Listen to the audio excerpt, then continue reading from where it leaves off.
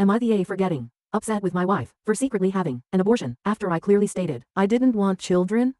I have been happily married to my wife, Clara, for around 3 years now. I love this woman to pieces. I don't want to get sentimental, but she truly is my other half, and I cannot see myself with another woman, even now. Before we got married, I made my stance on children clear. I didn't want any. She agreed at the moment, and I thought that was that. About a year and a half into our marriage, she brings up the question of children again. She asks me if I want kids. I say no, I don't. She hums and we go back to doing what we did before. It wasn't a conversation so much as it was an odd question this time around, but I didn't think anything of it. We had a very robust sex life, but always took the necessary precautions. She has the implant and I use a condom around 90% of the time, so I wasn't worried. Her bookshelf recently broke, so for when she came home. While going through them, I noticed an old journal of hers. I immediately smiled and flipped through it. When we were in college, she'd carry it around. It was a future planning notebook or sorts. If she wanted something in life, she'd draw out exactly what she envisioned, add clip-ins, the whole 9 yards. Manifestation, if you will. She had shown me it in college after declaring that she wanted to pursue her doctorate, and I remember being stunned at the attention to detail. I mean, we were only sophomores, and she knew exactly what she wanted to do, what she wanted to study, and where she would take herself. It made me feel out of depth. I liked it, anyway. I flipped through the journal, reminiscing about the past. I hadn't expected there to be any new entries. At least not anything recent that I hadn't experienced with her. But as I opened it up, I saw something I never thought I'd see. It was a section dedicated to pregnancy and baby prep. She had researched prenatal vitamins, OB-GYNs in our area. Had images of cradles, etc. It was only 2 pages. But I remember feeling so sick in my head. There was only one reason she put that in a journal like this. She wanted kids. Naturally, I was torn up. I kept telling myself I'd been upfront about what I wanted, and if she hadn't, that was her fault. But the thought that she'd secretly been suffering because of me, that she was holding herself back from the life she wanted to please me, I couldn't stand it. I confronted her about it as soon as we came home, and I found out the situation was a lot worse than I thought. Clara did indeed want kids, but claimed she wanted our relationship more and was okay with compromise. I asked her a million times if she was sure. I really wanted her to be honest and not feel like she had to hold anything back. She insisted that not having children wasn't a deal breaker for her, but I kept pushing. I couldn't understand why she'd put something that wasn't that important to her in that journal. In the midst of our conversation, she dropped the bomb. She told me she had an abortion a year and a half ago. Offered up the information like I should have been relieved. Like it was the proof she needed to convince me that she meant what she had said about children not being a deal breaker. I can't describe what I felt at that moment, what I'm still feeling. What I can say is that I have never blown up at my wife the way I did that night. I didn't put my hands on her. I would never put my hands on her, but it was not a pretty exchange. I just remember hurt that she hadn't consulted me on such an important decision, that she went and had such a life-altering procedure without discussing it with me, that I didn't even fucking notice that it happened. I mean, those things have side effects, right? She would have been bedridden for days afterwards, in physical and emotional pain. How could I not have seen the signs? I'm still beating myself up about it. I remember her asking me if I wanted kids, but nothing about her emotional state for the rest of that week when she would have the procedure done. How much can I really claim to care about her? I don't want children. I still don't, but I'd rather chew my left arm off than make her have an abortion. Even more so now after she's told me she isn't really against having kids the way I am. I'd happily raise a kid if it meant she didn't need to go through something so drastic. I've been staying with my sister for the last week and a half. I needed space to think, so I left. I want to see her, to ask if she's okay, but I don't know what to do or say. I'm still unbelievably angry at her and at myself. I don't want to yell at her again. I think the first time around scared her pretty badly, and I don't want to repeat that. My sister thinks I'm being petty, punishing my wife for something I would have agreed with regardless, but I wouldn't have fucking agreed. I don't know. Relevant comments. Op on not considering of prioritizing his wife's preferences when she is prioritizing his decisions. Comment 1.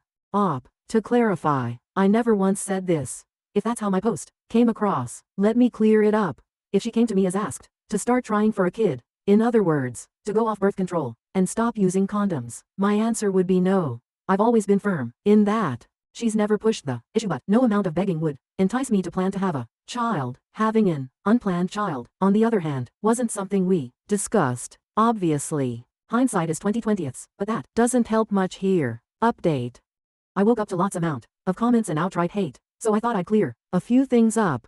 A lot of you were concerned about me snoping in Clara's journal. I met this woman when I was 6 years old. We had experienced over half of what she had written down in that notebook together. She's been letting me read her entries routinely since college, though I would read them more often back then. Like I said, I found her decisiveness incredibly attractive, but college was 6-7 years ago and times have changed. I'm not sure if she has other journals, but her use of this specific one died down as we got older, and so did my readership. I felt no qualms about picking it up and reading it that day because I quite frankly never have. This was not the first time I read that journal without her present, as I've been given express permission to do so. It was meant to be a quick trip down memory lane. I had no idea she had added more things, let alone pregnancy planning.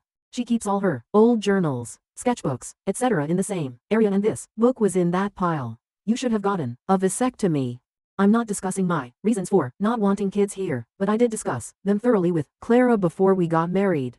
Our reasons for not wanting children were very similar based on that initial conversation, but I guess hers wavered as time went on. How that turned me into an evil dictator that refused to hear her opinions out, I'll never understand. But I guess that's Reddit for you. I didn't get a vasectomy because I'm not sure that I won't want kids 10-15 years down the line. I am positive I don't want them at the current moment, but I'm 27. Opinions and circumstances change, regardless of its reversibility. It's marketed as a permanent surgery. Vasectomies are covered by my health insurance, but reversals are not. It simply made no sense to invest in something I wasn't sure could be undone if I didn't want it anymore. Not when Clara and I were taking necessary precautions to avoid pregnancy otherwise. She got on birth control way before we started having sex. I had absolutely nothing to do with that decision. As far as I know, she's quite happy with it. The chances of pregnancy with the implant are less than 1%, even less when using condoms as well. We talked about the decision together and ultimately decided a vasectomy wasn't the right choice. Someone actually went as far as to say that because I didn't get my vas deferens cinched, an unexpected pregnancy was a 0.5% chance and inevitable. Are two vastly different things. You guys do realize that vasectomies aren't 100% effective either, right?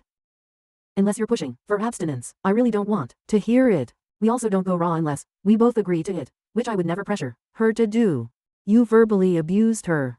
Clara and I both grew up in shitty homes. Our parents yelled and were extremely combative. After growing up in that environment, we agreed to avoid kind of behavior in our relationship, and we do our best to keep to that. I have never raised my voice at her before this argument. I'm more on the timid side, so I imagine it was a shocker to see me so angry. She also just doesn't do well with yelling in general. It wasn't my words, so much as it was my tone. Should I have raised my voice? No. But I'm not an infallible robot. My comment about not putting my hands on her was to draw conclusions away from physical violence. Clearly it wasn't taken that way and had the opposite effect. The exchange was heated on both sides. Lots of things were said. It was the worst disagreement we have ever had, and we have been together for close to a decade. Close friends for even longer. That being said, I still think it was on the tamer side of the overall spectrum relative to other people. That spectrum might be a bit skewed due to my childhood, but take that as you will. You're a dick for leaving her for a week and a half. To be fully clear, this was a mutually respected decision. I told her I needed space to think. She suggested I take it outside the house. Granted, she wasn't the happiest when she said it, but we had just finished a heated argument. We texted the entire time I was at my sister's place. Very dull and mundane conversation, mostly pleasantries, but I didn't just abandon her. We weren't speaking audibly, but we weren't in contact. I don't know how else to phrase that. Things were just tense, and very different from our usual level of interaction. Everything was surface level. We would check to make sure the other ate, showered, whatever else. But that was it. There was no continuation of our discussion while we were apart.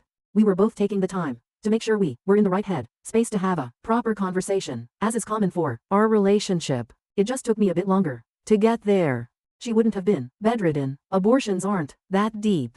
I'll concede to the physical aspect of this. I've often heard them described as a bad period, and a lot of the women in my life tend to tap out during their monthlies, which is what I based my assumption on. I accept that it was incorrect, though I'm not sure if I should, because half of you agreed with my take in the post, condemning me for not noticing, and the other half told me I was overreacting. Again, I guess that's Reddit for you. More importantly, I will not agree on the general take on the emotional aspect. At the time, I still did not believe Clara genuinely wanted to have an abortion after hearing her updated stance on having kids. I imagined her feelings would be on par with a miscarriage rather than an abortion because of this. I still do. The only thing that would change my mind at this point is Clara herself. You should go to couples counseling and seek therapy individually. We are both in different types of talk therapy and have been for several years. I'm not sure how helpful couples therapy would be on top of that, but I'm not opposed to it. Asking if you wanted kids was enough. She doesn't owe you anything. Reading through the comments, many of you thought this, and we're simply going to have to disagree. As the father of the child, the decision to abort should not have been made without my clear and explicit knowledge that she was pregnant. We weren't separated at the time, nor did I cheat, and contrary to popular belief, I'm not abusive. I deserve to know.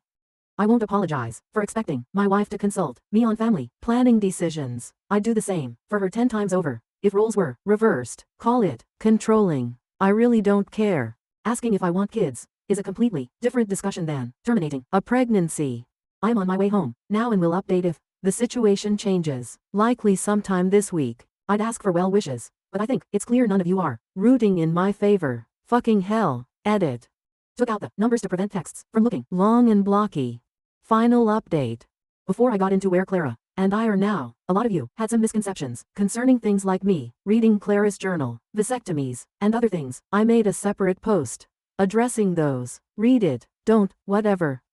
I came home the morning following my initial post and Clara and I had a very long conversation. We both apologized for letting the previous conversation get out of hand and acting out of character. I also explained why I left in the first place and apologized for raising my voice. She's especially sensitive to that kind of thing, so I addressed it first. She forgave me and said as long as we could keep things calm this time around it would be. She was more interested in finding out what I was so deep in thought about that I was gone for so long. Again, we do take breaks from conflicts from time to time and revisit them when we're calmer, though this was the first one where I physically removed myself from her proximity. I told her how I initially felt after reading her journal entry. I hadn't been mad then. Part of me was confused. We had agreed on no kids before getting married. After all, the other half was riddled with anxiety. Contrary to what you may all think, I adore Clara. She is quite honestly one of only good things this life has given me. I didn't want to lose her, but if she wanted kids badly enough to put them in her journal, I wasn't sure what that would mean for us. She downplayed the importance of the entry. In her view, not everything she puts into the journal is something she's genuinely hoping for. Some things are just nice to fantasize about, and not every fantasy is meant to be reality. I was honest. I told her that her words were hard to believe, given how meticulously she had written everything down and planned it out. The last thing I wanted was for her to harbor resentment over what her life could have been. She assured me that wasn't the case, but I'm still unsure. Talking about the abortion itself was hard on both of us. I wanted to know if she was in pain, what signs I had missed. I didn't really press for details on the procedure, but we talked a lot about how she felt afterwards, why she hid it and how she came to her decision. I just held her in my arms and listened. For the most part, it was gut-wrenching to say the least. It turns out that the second time she had asked if I wanted kids occurred a month or two after she had already had the procedure done. She had asked because she was contemplating whether or not to tell me about it. I guess she had ultimately decided not to. She told me I was actually with her the day she took the pills. I remembered the day because she had been crying and I wasn't sure why.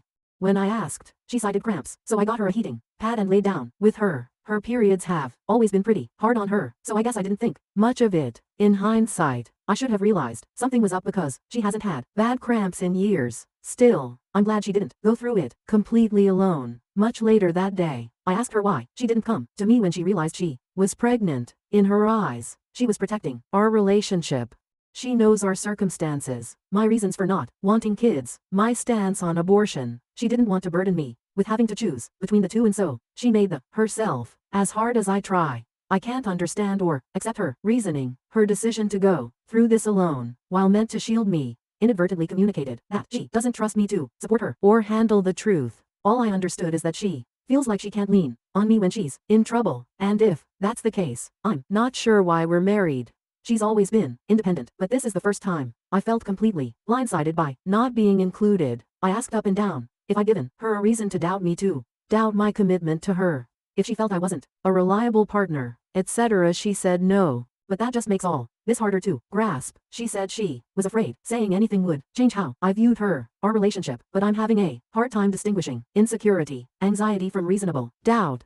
I asked her if she knew I loved her, how much I care for her, the lengths I would go to make her happy, etc. She laughed a little and reminded me of a line from my wedding vows. We shared private vows before our ceremony and I had said quite a bit.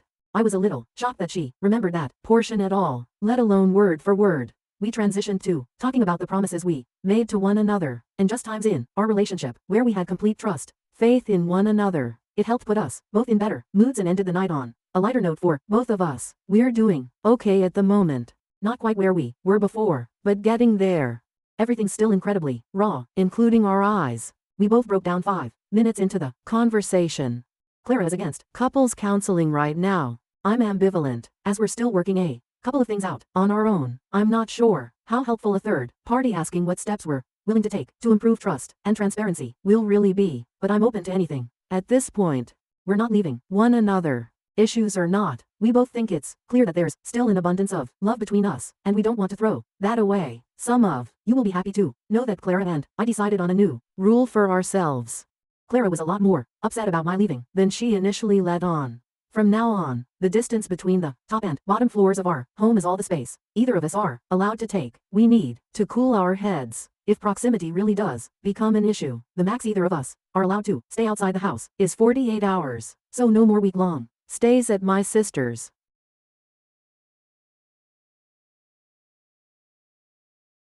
With more shocking real-life stories happening around you,